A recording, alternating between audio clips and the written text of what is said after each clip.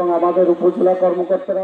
নির্বাচন মানেই আতঙ্ক নয়, নির্বাচন হবে উৎসবের। ত্রয়োদশ জাতীয় সংসদ নির্বাচনকে উৎসবমুখর ও নিরাপদ করতে আনসার ভিডিপিকে দায়িত্বশীল ভূমিকা পালনের আহ্বান জানিয়েছেন ময়মনসিংহ রেঞ্জ কমান্ডার কামরুন নাহার। তিনি বলেন, বাংলাদেশ আনসার ও গ্রাম প্রতিরক্ষা বাহিনী দেশের সর্ববৃহৎ সুশৃঙ্খল বাহিনী হিসেবে শান্তি, শৃঙ্খলা ও নিরাপত্তা নিশ্চিত করতে সবসময় পেশাদারিত্বের পরিচয় দিয়ে আসছে।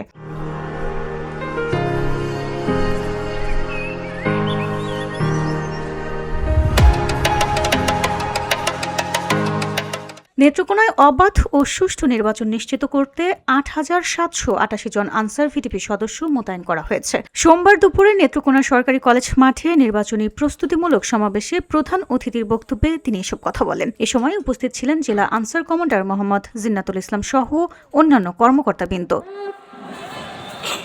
ভিওটি বাংলা নিউজ ডেস্ক।